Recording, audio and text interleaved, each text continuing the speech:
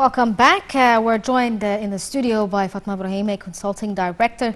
Good afternoon to you, and let me just tell the audience a bit about you and what you do. You are a professional and have worked in the legal system in commercial mediation as well as arbitration. You've done a lot of different things as well, demonstrated the ability to develop scholarly, and you've done a lot basically as a woman in the legal system. Can you tell us a bit about yourself and what you've done in this career? Absolutely, thank you. So I started as a lawyer. I studied French law with an equivalence from Cairo University. And I worked as a legal professional for 10 years. In the middle, I decided to work a little bit with refugees, but I don't think I was ready to deal with tragedy actually involved with displaced individuals. And I went back to the legal practice. There was a very satisfactory element in terms of working with clients, trying to solve issues, being very creative. But for me, something was missing, which is the idea of conflict itself. And do we want to empower, or do we want to empower ourselves, or do we want to actually resort to someone else to help us? Yes. So in terms of resorting to someone to help us, I've worked a bit in courts, a lot in arbitration, which is an alternative to court, and where you have 1 or 3 arbitrators that give an arbitral award, which is similar to a court judgment and is enforced by local courts. Both systems are excellent because when you think of people and having fights and conflicts, if they do not resort to someone to help them resolve their dispute, it can lead to more frustration, to revenge, to sometimes even barbaric actions. Maybe not in the commercial field, but in other fields. So I'm not saying this to undermine courts or arbitration, but more to actually empower within the idea of empowering the individual. And this is why I moved to mediation. So I worked, after I left the legal practice, I worked for a number of years in development with the World Bank Group, where I worked on a number of projects on investment climate issues, where we try to remove barriers to investment. And one of the dearest projects to my heart was commercial mediation, where we were trying to raise awareness on the importance of mediation, train mediators, raise capacities. What is the difference between arbitration and mediation? A very good question. I'll go back to a classical example. Because they seem like they're the same. Yeah, they seem the same, that's true. they are the same in terms they are alternatives to court, so from that standpoint, they are the same. Yes. I like to always illustrate it with this example. You have kids fighting over an orange. I mean, after they've ate as many oranges as they have wanted, there is 1 orange left, and they're fighting about it. So if you go to court or arbitration, because they're similar, you would find the judge or the arbitrator wanting to see who had title to the orange, and how to divide the orange, or how to give it to one individual, or to whether to give it to one individual or one child rather than the other. And probably by the time the award or the court judgment is rendered, the orange is spoiled. Yes. Whereas if you resort to mediation, you have someone called mediator who would speak with the children, understand their needs. So from the needs, you see that someone wants to make a juice and someone wants to make a cake. So someone would have the flesh and the other would have the outer skin, and both would be winners.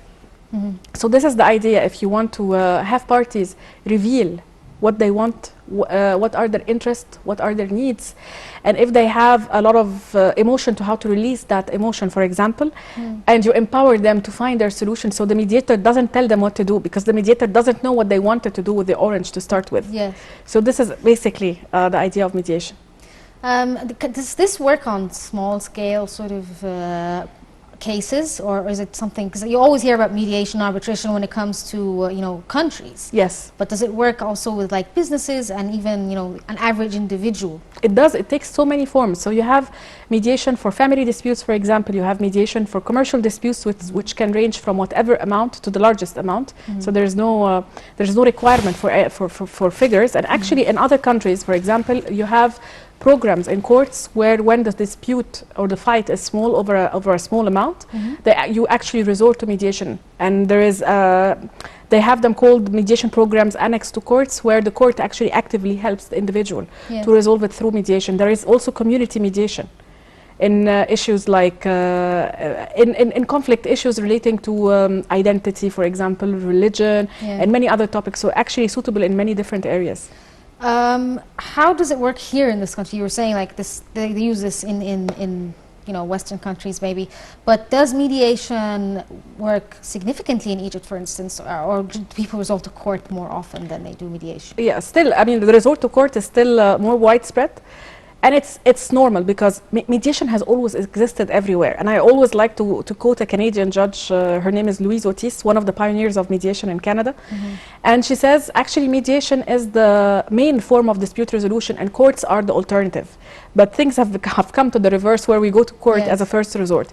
So mediation is picking up, but picking up slowly, which is normal in any country. When a country decides to actually encourage the use of mediation, it takes time until there is an uptake. But there are efforts with the government, with private centers, and I think it would get there eventually. But if we reach an agreement, like if I have a dispute with someone and then you're the mediator between us and we reach an agreement, is this legally binding? If I break it, will there be consequences? Okay. They call the settlement agreement, I mean, what results from mediation if the parties agree on some terms, they call that a settlement agreement. It's a contract. So a contract is always binding, meaning that there is an honor, a code of honor where people actually want to abide by their contract. And when mediation is done in the way that I mean, I know it sounds simplistic, but it is actually how mediation is conducted when you speak of this orange example. So they call it the Ikea effect, you know, when you get attached to parts that you have created yourself.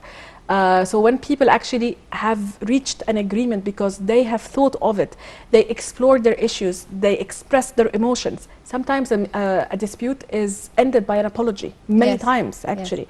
When this happens, usually the parties abide by their agreement. If they don't, currently in Egypt, you would have to file a lawsuit and asking the court to compel the party to abide by the obligations that were in the settlement agreement. In other countries, the law gives the settlement agreement the power of a court order.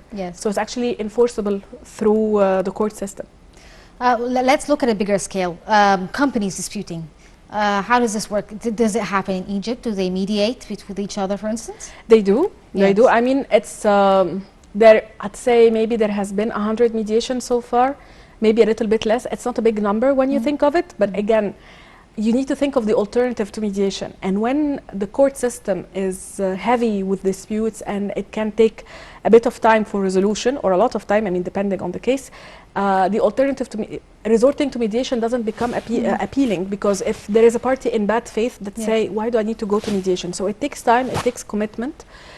But I see from the different legislations that have been issued recently where the government is insisting on mediation that that the uptake would be significant. It might take us a few years, but I have no doubt it would work. What about the mediation between countries? I mean, or arbitration, because like mediation is a little less than arbitration when it comes to countries, I suppose. How does this work? I mean, I know there are legal arbitrators for Egypt, for instance, when it comes to different cases for whatever reason. How does it work? Do you go to the international courts? Well, it depends on the agreement between the two countries. So sometimes you have informal negotiations. I mean, you would call it negotiation. Sometimes there is a mediation. But mediation in political matters take a very different form because it's actually political. And there are many concessions when you do mediation in those affairs. Whereas when you do it between private individuals, if you start doing concessions, the parties would not be willing. If I go back to your question about the settlement agreement. But between countries, the dynamic is very different because the stakes are very different. So they're more willing to compromise, I suppose. Yeah, there is that willingness. I mean, hopefully there is a willingness to compromise. But it also works commercially as well. It's not just like when it comes to countries, there could be trade issues as well. Not just exactly. And there is between, and what Egypt has been actually working on significantly in the past few years is mediation between the government and individual investors, which is a very good step and a bold move, because before that, mediation was not widely accepted, or actually rather rarely accepted in disputes involving public entities and private individuals. And now with the new investment law, this is, I mean, there are few committees, and from what we read in the newspapers, they're working quite well in resolving those types of disputes. Do you think that this is the future forward for Egypt? For the world. For the world? Yes. Yes. Can you tell us a bit about, I mean, this is women's world, so let's talk about women. In the legal system, I mean, I'm sure it was a tough battle to get to where you are today. Can you tell us a bit about your journey and other women that have worked in this system? So yeah, I mean it's you start by the basic. The basic is there is always an assumption that a woman would marry and would not be focused on work.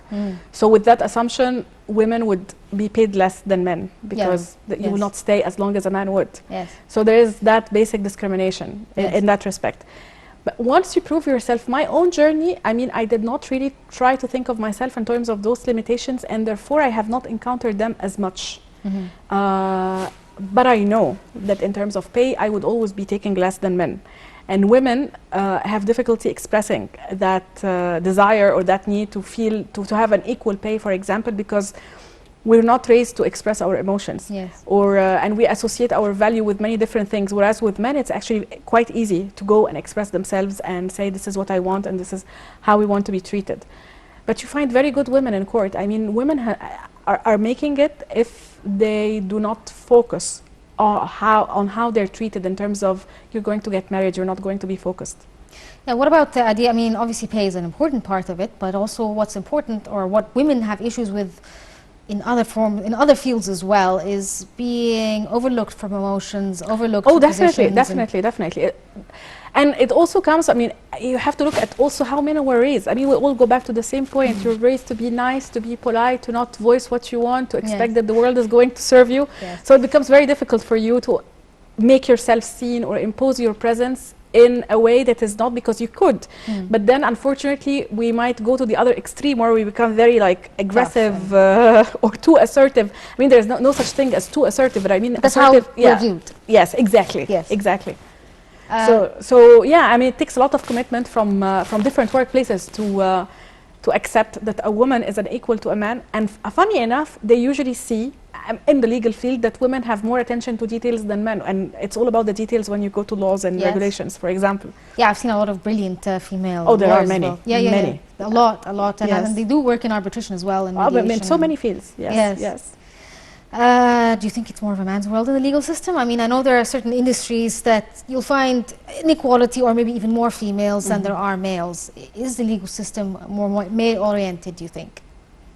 In my area of practice, no. I mean, it's actually, I'd say it's almost equal. I mean, it depends on where you are. And even in courts, I mean, they always, historically, that say that courts are not for women, but you see very brave women go to court and standing in lines and very inhumane lines, for example, with... And sometimes, I mean, you know, basic things. They did a study in Africa about women's access to court. I mean, like normal litigants, not even lawyers.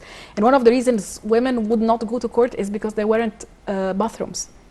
You have simple things. Simple things, but they're very important. Yes. You know, I mean, so do we have like facilities for women? Do we have?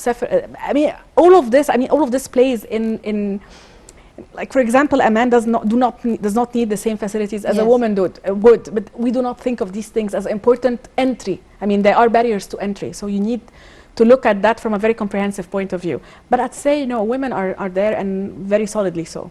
Well, we've seen, I mean, obviously, we have our problems and we have our issues in this country, but also we've seen a lot of women raising the bar, and they've become ministers, they're being recognized. Yes. Do you think that women in this country are making strides? I mean, they are a lot better? They are. I mean, if you look at the current cabinet, you have quite a number of women in important ministries as well. So I think there is a commitment in the country to actually raise women's profile. It will take time because, I mean, if you start from high above, you can only do so little. But it needs to come from the daily lives, from equality in the household, from schools, from how we're raised, for what is being paid attention to.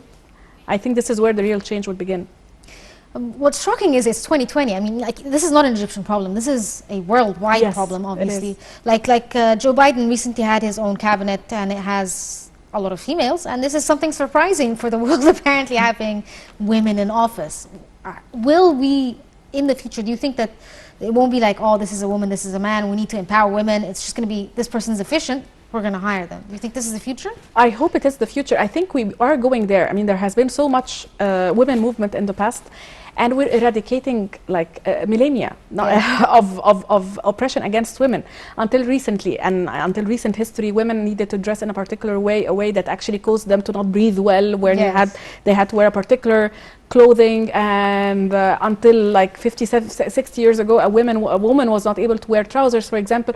I mean, we have been fighting so many stereotypes. I think ultimately we'd get there, but it's going to take some, I mean, I would not say in the next 5 years things would change. They might, but it would take a lot of time, because as women, we have also lots of prejudice against ourselves. That's true. Yeah. Unfortunately, we're out of time, so I'm sorry. It was amazing having you here on the show. Fatma Ibrahim, Consulting Director, thank you so much for joining us on air. This brings us to the end of this episode of Women's World, and stay tuned for more on Nile TV.